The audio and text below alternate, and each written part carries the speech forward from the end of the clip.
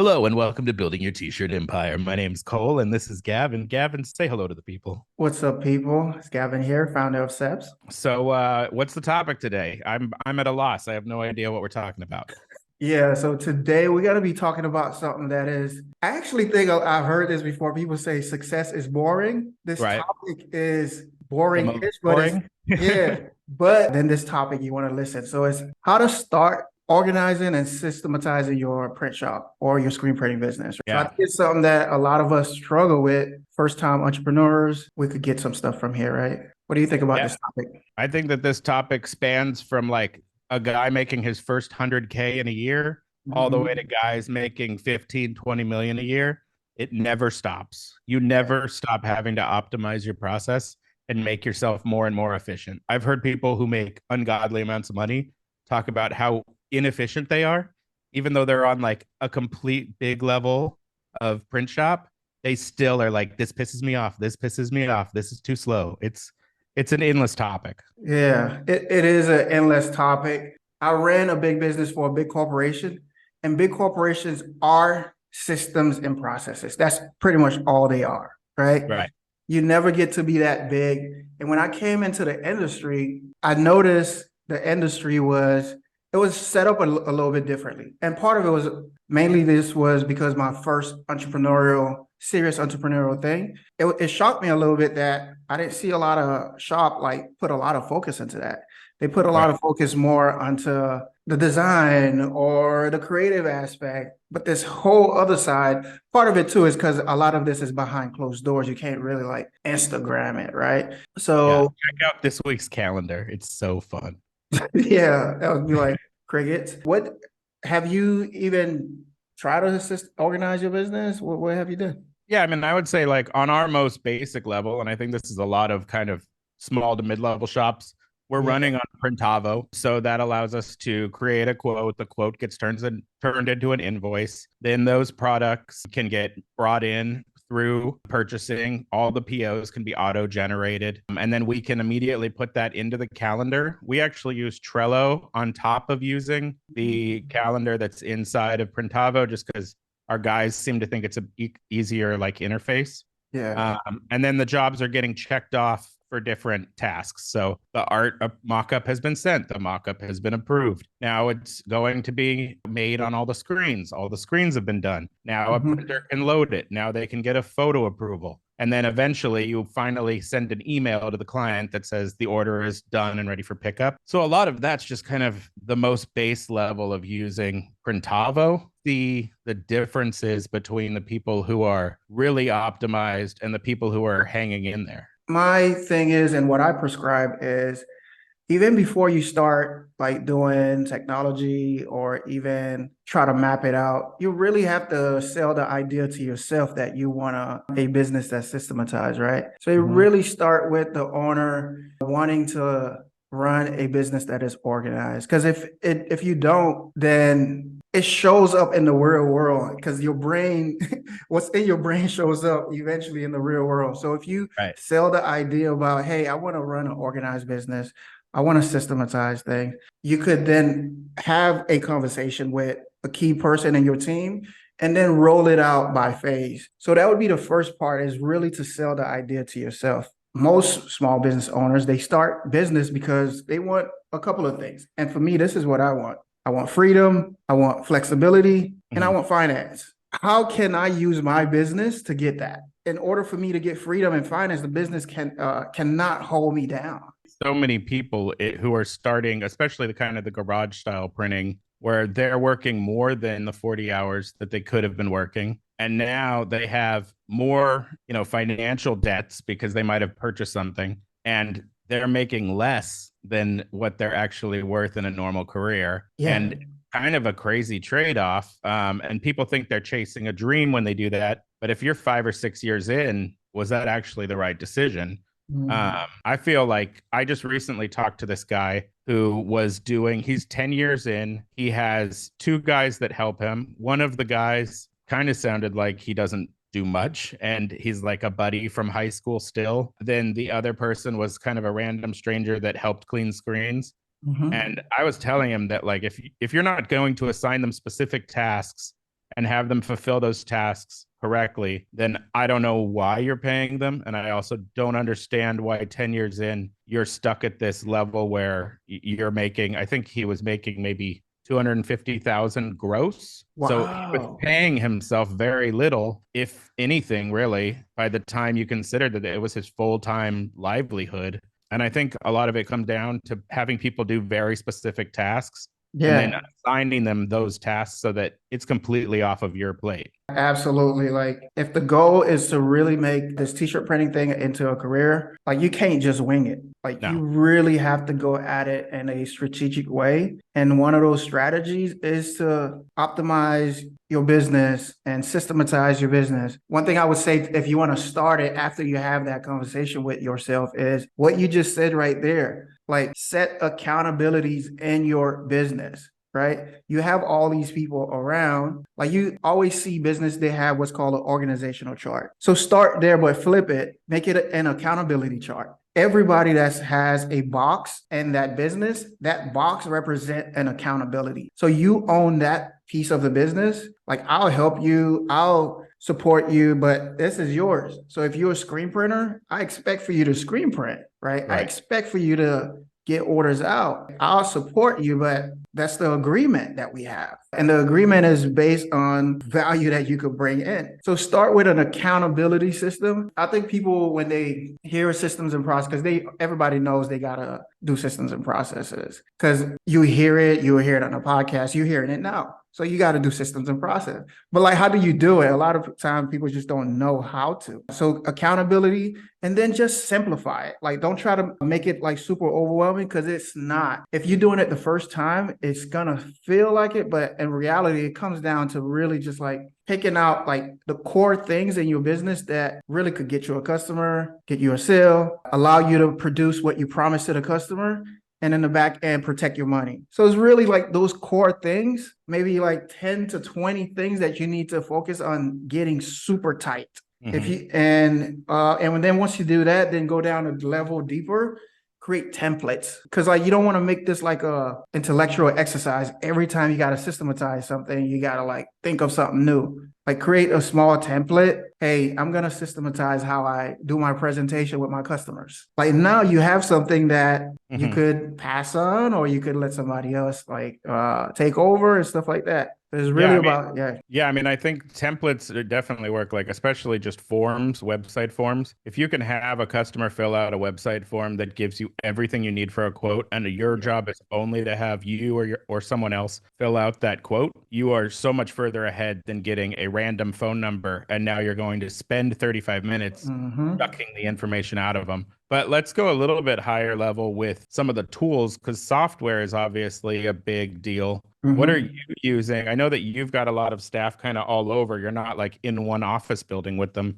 What are you using to communicate and what are you using to schedule? So yeah, softwares does play a big role into this, but I almost tell shop owners because they get scared of softwares. Most people do. Softwares just feel complicated, and a lot of us we got a bunch of subscription we're not even using because like we think we're gonna use it, but we don't really go deep and get the full benefit because we don't have that bandwidth to use it, right? So with softwares, you really have to also have a game plan for your software. I like to actually keep, although I'm like super okay using softwares, but I still like to keep it super simple as possible. Some softwares tools that I use Slack to keep everybody communicating all in one place. Because if you Hmm. don't have a place for people to communicate, what I find is you leave a lot of space for dead air and people just starts creating whatever they want to create. So you want to give them one place to communicate. Slack does that. It could be simple as a group text. That's what Slack is. It's just a professional version of a group text, obviously with a lot more features. I like to use Loom to record my screen or use the Loom app because everything you're doing is a system. You're just not capturing it. So if you just capture what you're doing, even if it's bad, it doesn't matter. Just Yeah. capture it. By the way, I heard this guy say something. Whatever you're doing in your business, do it bad. Or in your life, do it. And what that means is do it before any delays, before any delays. Because what we tend to do is try to make things as perfect as possible. And that holds us back. If you do it bad with the mindset of doing it bad, then you Yeah. could put the first thing out into the world and then you could tweak over time, right? Yeah, I can Yeah. totally see that. I've seen that a lot on the screen printing subreddit where they're showing off, one shirt and they're trying to ask how to save it because it's literally been like burnt to a crisp. The best thing about it is that they learned, how to not burn a shirt. And so it's one of those things where you're constantly having to push things forward and forward and forward. At this point, our shop's been around like basically more than 10 years. Mm. And we're still finding aspects of like art separation or parts of our process where we're not thrilled by the results, but we're not going to not offer printing because of it. We can go ahead and give a refund when something goes horribly wrong. Yeah. But there is just an element of constantly improving and constantly progressing. One of the big things we switched over to in the last year was the CTS, and going computer to screen and getting rid of films is a complete game changer in the workflow. And so being able to just send 31 different pieces of art to this Mhm. machine that prints them directly onto the screen is Yeah. just completely different than how we were doing it. And it also completely optimized our ability to have our registrations be quick because the CTS is printing it perfectly on every screen. Then we click it into the tri-lock and we're maybe an eighth of an inch off that we're adjusting with micros, but you're just never going to see if somebody's messing with taping films onto a Yep. screen. It's just not going to happen. And so even on like a bigger shop level, you're always trying to figure out, okay, here's each individual step. How does that individual step improve? Yeah. You could have the best $5,000 film printer, but you still have all these flaws in that actual machinery. Yeah. And then switching over might feel like a big upfront cost, but the benefits exist for all these machines. I was just recently at a guy's shop who does like 15 million a year in sales, and it's huge. It's like 40,000 plus square feet. He literally spent the entire lunch talking about how everything sucks and it's not running smooth enough. And this guy, this guy has like every toy you could ever imagine. He got rid of the CTSs because he said the M&R eye image was garbage. So now he's buying the laser. I don't know which laser he got, but he Yeah. got one of the lasers. From He's Saudi, got probably. maybe yes, Saudi or whoever the other one is. But Yeah. he got the lasers, got the scoop coaters. He has automatic cleaners, automatic. He literally has an automatic rinse out booth, which I hadn't even seen that one live. But apparently, like just spraying it out with like pressure hose was too much of a hassle. So now they have an automatic washout booth that clicks in four screens simultaneously to wash them Hey. out. It was amazing, but he still is like constantly refining Yep. why he's losing 20, 30 seconds on a shirt, why he's losing 15 minutes on a setup that should have only taken 15 minutes, but it took half an hour. So it is kind of this endless game of refining. One thing that he's doing that's different than just like running on Printavo is they have like their own tools being built out from scratch. Yeah. And it's really cool because they're optimizing things on a per employee basis. So he's able to literally put quotas on televisions showing that like everyone feels like Dave isn't that good, but we all now know Dave isn't that good. And it's incredible to see because he has this staff that's like maybe 60 plus people at this point, and he's able to start to pinpoint with this software, this is absolutely happening. We can see the data. Your output is this. And it's not like someone standing there counting one by one. It's Yeah. automated into this software now. And I feel like, especially as AI gets more and more powerful, we're going to see these software tools Yeah. become completely sick. And we're going to have automated customer service. We're going to have automated outputs and scheduling and whatever. And Yeah. so it'll actually become the most valuable to a shop that's extremely well created software that runs it Mhm. much flawlessly, and then humans that don't fail the software. Yeah. Don't mess it up. Just like If you have a we. human who doesn't output what they're supposed to output, the fact that it's like scheduled flawlessly doesn't matter. Yeah. And so hiring good people, I think will actually be even more important as people start to see with all the software advances, hey, like this is a huge problem. This is dumb. This is good. This is whatever. Yeah. All of those tool sets are going to make it even more obvious why you should be paying your people the right amount to actually Yep. deliver on the promise. It's crazy to me when I see like a great screen printer who's making 17 an hour and it's like, well, you could definitely get paid more Mm-hmm. because your output is double that guy. So Mm-hmm. like getting a good team together will be the biggest job of a print shop owner. You can't just forever pretend that you're going to be like the face of the company and you're going to run the jobs. You max out somewhere around $200,000 if you're literally on the press. It's just Yeah. you have to staff up. It's the number one job of the owner. Yeah, absolutely.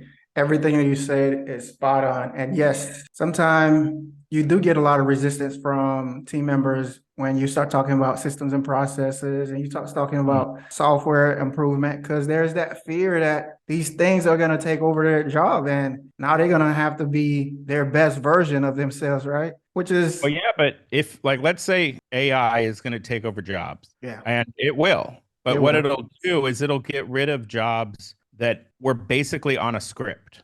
Like that's the first things to go.